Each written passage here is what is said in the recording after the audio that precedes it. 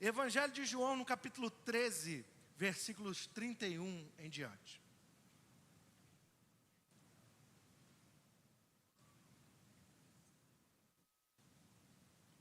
Nós estamos numa série de mensagens daqui até o dia da Páscoa, que se chama Antes da Cruz, renovando o discipulado. Antes da cruz, renovando o discipulado.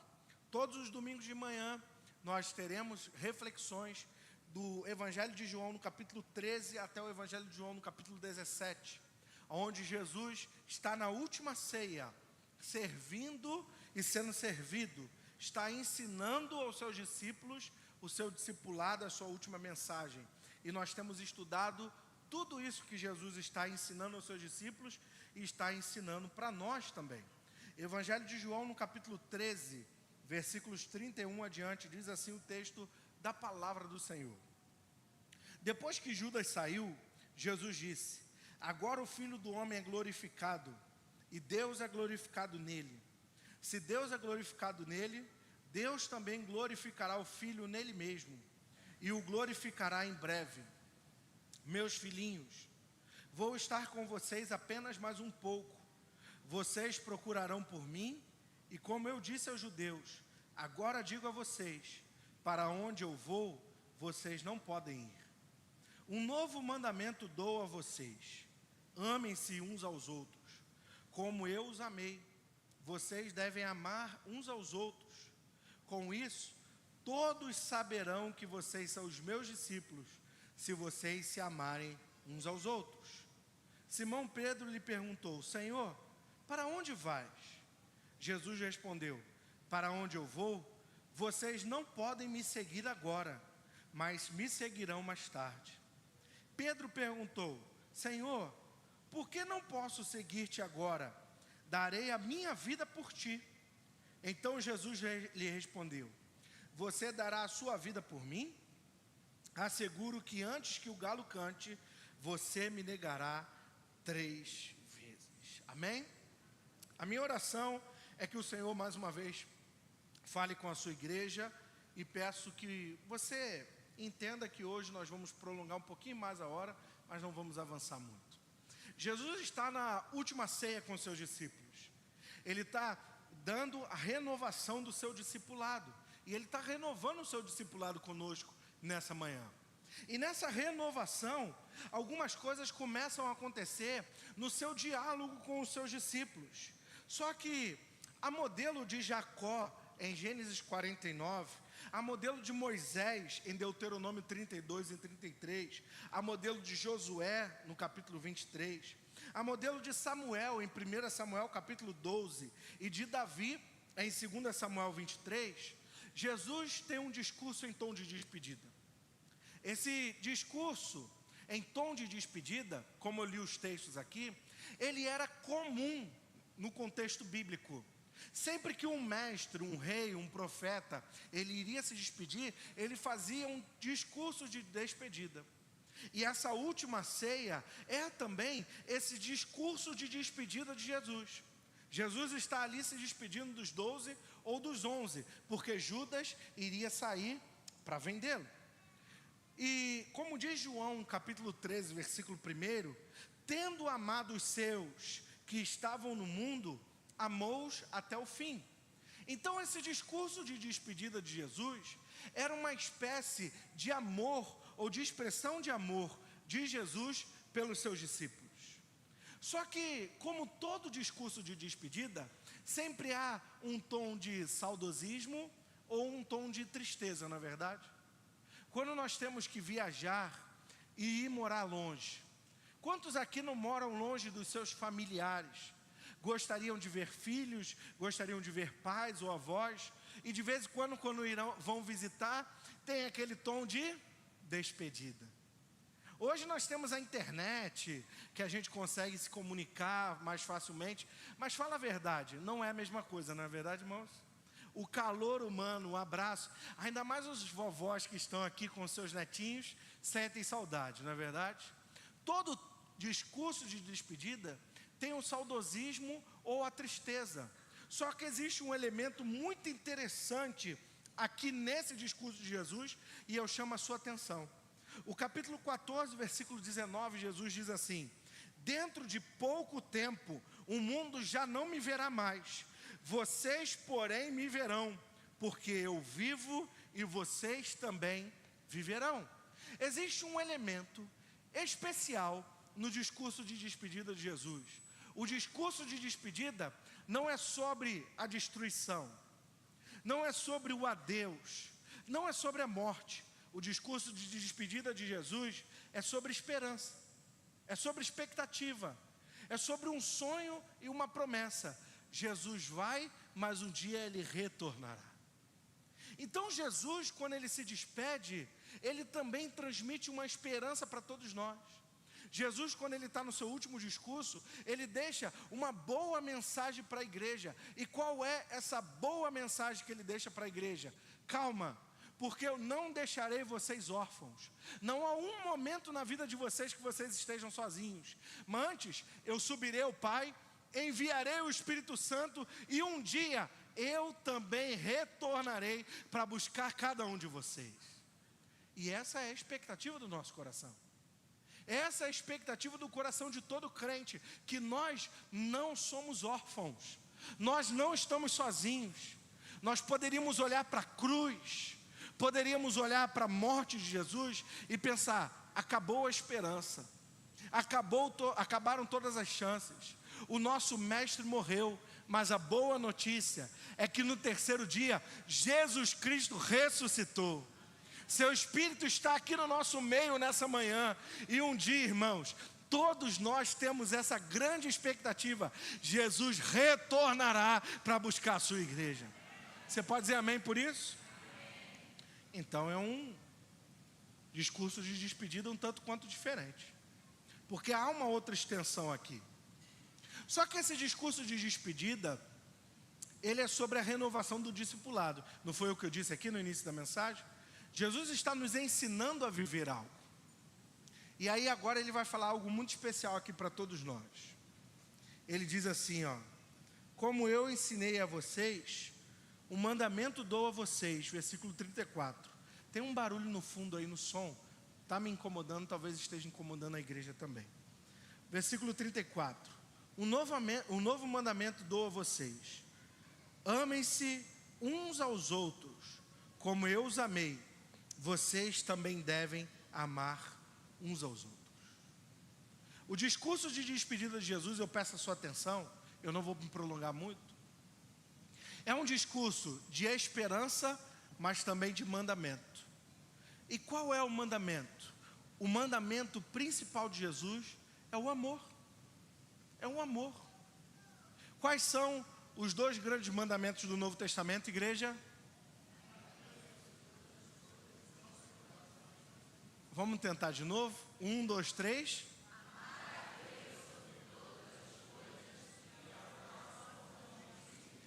Então por que Jesus está dizendo: dou a vocês um novo mandamento?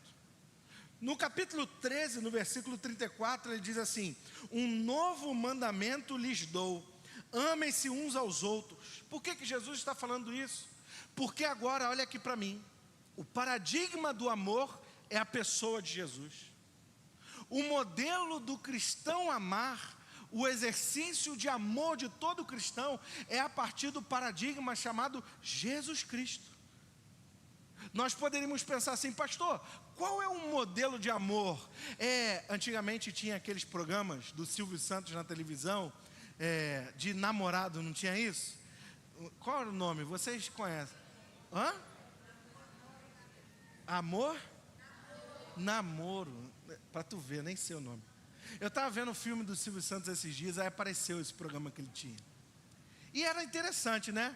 E nós poderíamos pensar assim: então o paradigma do amor é esse namoro. Qual é o paradigma do amor? É aquele romance dos grandes filmes ou das grandes poesias? Não. Acima de todo o grande amor que qualquer ser humano pode expressar em poesias, em arte, em filme ou em programas de televisão, o principal e único paradigma do amor cristão é a pessoa de Jesus Cristo. Então, quando eu pensar como eu posso amar o meu irmão, eu tenho que olhar para Cristo e pensar como Cristo amou ele. E é a partir do amor de Cristo que eu amo meu irmão. O amor de Cristo é sacrificial. O amor de Cristo é perdoador. Afinal de Cristo é ótimo, né? Afinal de contas, Paulo escreveu em 1 Coríntios capítulo 13, que o amor tudo suporta, o amor não é invejoso, não pensa nos seus próprios interesses, mas o amor tudo espera, tudo suporta, ele aguenta. Por quê? Porque o paradigma do amor cristão é a pessoa de Jesus. Então, quando Jesus renova o nosso discipulado, Jesus está nos convocando novamente a amar. E amar até aquele que fala mal de você lá no trabalho, sabe? Sabe aquele que te persegue porque você é cristão? Amar até esse. Amar de uma maneira tal, como nós lemos aqui, pastor Abimael, no capítulo 17, ouça aqui para mim, olha aqui para mim. O amor de Cristo, derramado nos nossos corações, será o principal testemunho de unidade para esse mundo. Pai, que eu, como sou um com o Senhor, eles sejam um, para que o mundo creia que o Senhor nos enviou. Sabe qual é o maior testemunho que o mundo está vendo na igreja? Ontem nós tivemos o Descende, não é verdade? Muito legal, eu acho ótimo. Todo evento de igreja eu gosto. Pregou o evangelho, louvou a Jesus, para mim está bom. O centro é Jesus, está bom. Mas sabe qual é o principal testemunho? Não é a marcha para Jesus, não é o Descende, ou não é o maior evento de evangelismo.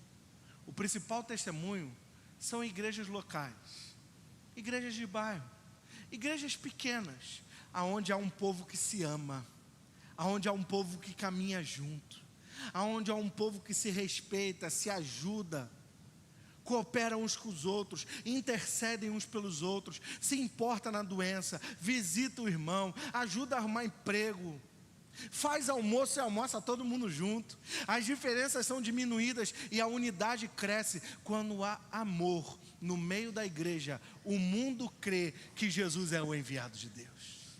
Você pode dizer amém por isso? Terceiro ponto, que o amor de Jesus produzido em nós não é sobre heroísmo humano. Pedro falou assim para Jesus: Senhor, eu vou te seguir e darei a minha vida por você. Sabe qual foi o problema do Pedro aqui? O apóstolo Pedro, ele pensou que era sobre ele. Evangelho de João, capítulo 15, versículo 5. Eu sou a videira verdadeira, e vocês são as varas. Quem está em mim produz muito fruto, porque sem mim nada podeis fazer. A obra de Deus é produzida pelo Espírito Santo de Deus. Por isso não existe igreja sem a presença do Espírito Santo. Por isso é impossível um pastor subir e pregar o sermão se ele não se consagrar e não buscar a presença e a autoridade do Espírito Santo. Por isso é impossível nós nos amarmos, nós convivermos, nós existirmos enquanto igreja sem a presença do Espírito Santo. E é bem verdade que o Espírito Santo já está em nós, porque ele é o selo da nossa salvação. Mas há crente que parece que convive com o Espírito Santo como se fosse qualquer coisa. Tem crente que não tem tempo de oração, não tem tempo de busca, não tem tempo de consagração. Lá vem o pastor inventar motivos de oração. Começou o pastor Baraúna gosta de inventar, é leitura diária da Bíblia, é intercessão 7 dias da semana. Eu não gosto desse negócio de orar, eu não gosto desse negócio de ler a Bíblia. Não gosto de ser crente, não é verdade? Não gosto de ser crente, gente.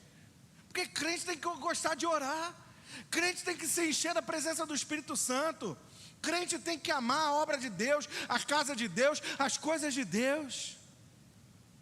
Crente tem que ser cheio do poder do Espírito, meus irmãos, porque tudo que opera em nós, o querer e o efetuar, é o Espírito Santo de Deus.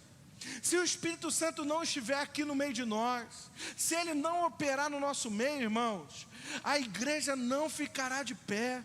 Só que Pedro, Ele pensou que era pela capacidade dele. Não, Senhor, eu vou morrer com você. Eu vou até o final. Porque eu sou bom, eu sou Pedro, eu sou a rocha. Eu sou forte, eu sou poderoso. Eu sou inteligente, eu sou formado. Eu tenho doutorado. Eu sou maromba, eu sou fortão. Eu sou qualquer coisa aí poderosa aos olhos dos homens. Os paradigmas de força. Pedro pensou que era sobre ele, a potência dele. Vem aqui para mim. Quantas vezes nós não pensamos que não é pela nossa força? Quantas vezes? Quantas vezes a gente não fala assim, se fosse eu, seria tudo diferente? É ou não é verdade? Se eu tivesse lá, eu ia fazer diferente. Meus irmãos, ô Pedro, deixa eu te falar uma coisa. Antes que o galo cante, você já correu há muito tempo. Sabe por quê?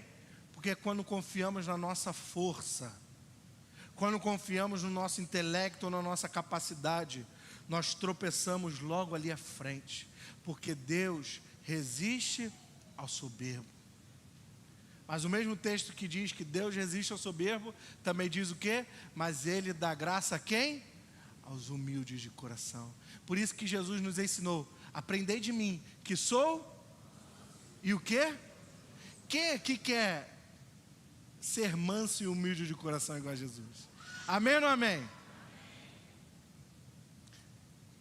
Ser manso, até quando a louça toda estiver na pia e aquele marido não ter lavado. Amém ou não amém? Ser manso e humilde de coração, até quando tomar uma fechada no trânsito e quase levar um susto, ou quase bater o carro. Amém ou não amém, irmão? Ser manso, até quando falarem mal de você lá no teu trabalho. Amém ou não amém, irmãos? Ou coisa difícil, não é verdade? É ou não é desafiador? Sabe por que você está rindo? Sabe por que a gente se identifica com essas coisas? Porque sempre que queremos confiar na nossa capacidade, nós falhamos. Sempre que pensamos que somos bons, que somos capazes, que conseguimos realizar alguma coisa, é aí que nós já começamos a falhar, é aí que nós já começamos a errar. Mas quando nós deixamos de ser Pedro, para confiar no poder de Deus e do Espírito Santo, aí sim, nós pegamos a nossa cruz e morremos com Cristo Jesus.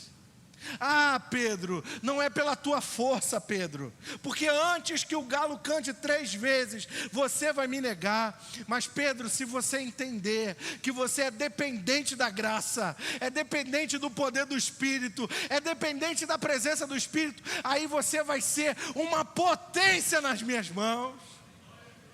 O que aconteceu em Atos dos Apóstolos capítulo 2? O Pedro falou assim, aqui no João 13, eu vou morrer. Negou. Atos dos Apóstolos capítulo 2, o Espírito Santo desce, Pedro se coloca de pé para orar, e quantas pessoas se converteram? Você que lê a Bíblia, vamos lá?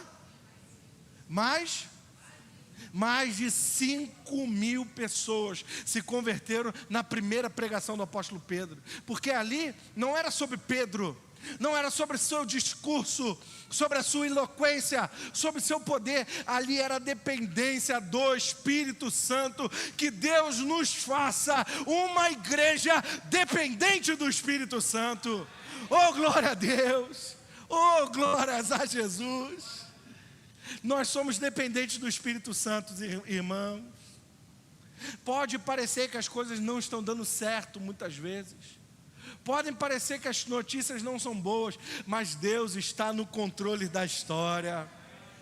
Deus está no controle, Ele não perdeu o domínio. A palavra de Deus diz que Ele coloca na palma de suas mãos as águas de todos os oceanos. Sabe por quê? Porque dEle é o poder, dEle é a força, dEle é o domínio, dEle é a honra, dEle é a glória pelos séculos dos séculos. Amém. Oh, glória a Jesus. O Pedro não tinha entendido isso. E o último ponto, tudo isso estava acontecendo, olha aqui para mim, porque a glória precisava ser unicamente de Jesus. João capítulo 13, versículo 31, Jesus disse assim: agora o Filho do Homem é glorificado, e Deus é glorificado nele. E eu já vou terminar, eu peço a sua atenção. Pode me ajudar aqui, Felipe? Sabe por que Jesus recebeu essa glória? Jesus foi obediente como um filho. Se sacrificou em nosso lugar. Morreu por cada um de nós. Ressuscitou ao terceiro dia. E hoje está exaltado à direita de Deus. A obediência leva à honra.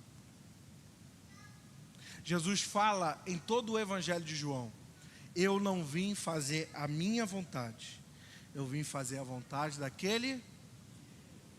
Amanhã o pastor Davis e o pastor Abimael vão fazer um curso de gestão para CEO de empresas chamada igreja.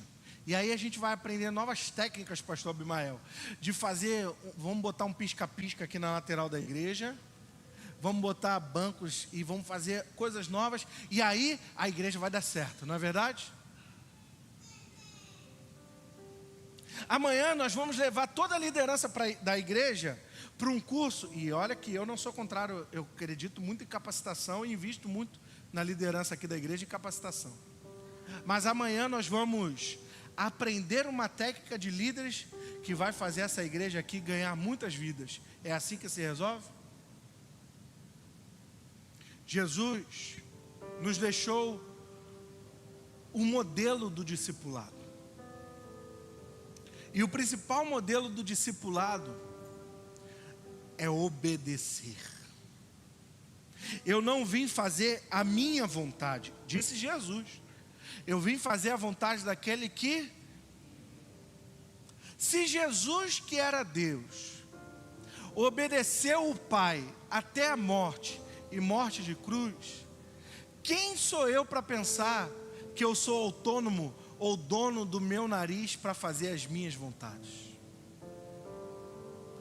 Essa semana nós estamos tendo um treinamento de líderes aqui na igreja. Toda a liderança está estudando um livro. Nós nos encontramos 2 vezes na semana que passou e tem mais um encontro amanhã à noite. E uma das coisas que nós aprendemos ali, conversando e orando, e que nós lembramos, é que todos nós somos escravos de Cristo Jesus. Nós fomos comprados com um preço de sangue. Sabe o que isso significa? Nenhum escravo ele tem autonomia de fazer o que ele quer, mas quem manda na vida dele é o Senhor. Nós queremos as bênçãos de Deus, as provisões de Deus, a vida de Deus, sem obedecer.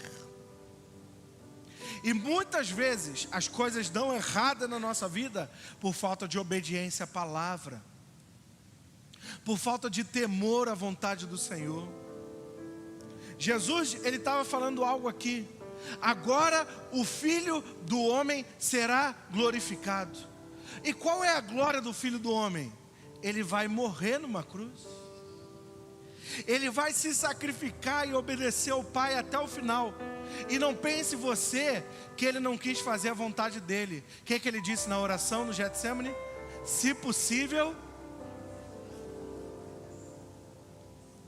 A carne dele gritou. A humanidade dele falou: eu não gostaria de viver isso. E muitas vezes, irmãos, nós não queremos obedecer a Deus, queremos seguir a nossa natureza, queremos seguir a nossa vontade, queremos dar inclinação aos nossos desejos. Muitas vezes queremos dar vazão à nossa natureza caída e pecaminosa. E por vezes temos que nos lembrar, principalmente nesse momento, que cada um de nós carregamos a nossa cruz, mas que um dia, não a imagem de Cristo, porque só Ele é o Rei, só Ele está sentado no trono, mas um dia nós trocaremos a cruz por uma coroa de glória. Oh, glória a Jesus! E esse corpo que é corruptível se revestirá de incorruptibilidade. E esse corpo que é mortal se revestirá de imortalidade. E nós teremos um corpo glorificado e habitaremos eternamente com Jesus Cristo. Essa é a nossa maior esperança. Mas só receberá o seu galardão aquele que obedecer até o fim. É o que diz as Escrituras. Jesus estava sendo glorificado na sua obediência. E o Pai nos chama nessa manhã a obedecer a sua palavra, a crer que o discipulado de Jesus, e aqui eu termino para a gente ceiar nessa manhã, que o discipulado de Jesus é obediência. Obediência à vontade de Deus, obediência à palavra do Senhor.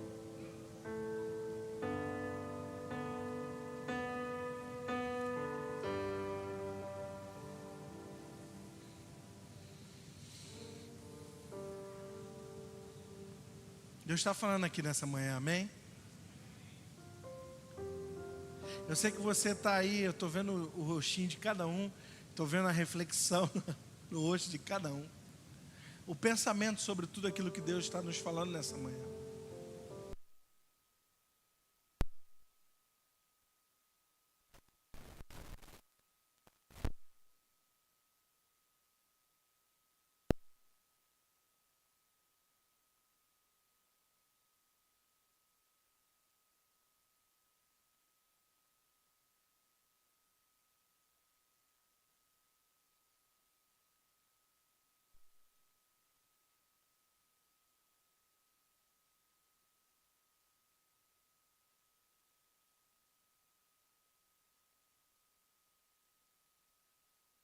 Deus, antes abriu mão e se tornou em forma de homem, e achado na forma humana, se humilhou até a morte, e morte de cruz, pelo que Deus o ressuscitou, e deu um nome que está acima de todo nome, para que ao nome de Jesus todo joelho se dobre, e toda língua confesse que Jesus Cristo é o Senhor, para a glória de Deus Pai. Oh, glórias a Jesus. A glorificação de Jesus foi a obediência, e o discipulado de Jesus para a sua igreja é obedecer. Pedro, não é sobre você, Pedro, não é sobre a sua capacidade, é sobre o meu espírito em você. Você é a habitação do Espírito Santo. Você pode dizer amém por isso? E nessa manhã nós convidamos todos os crentes à mesa do Senhor. A palavra de Deus diz assim: examine-se, pois, o homem a si mesmo, então tome do pão e beba do cálice.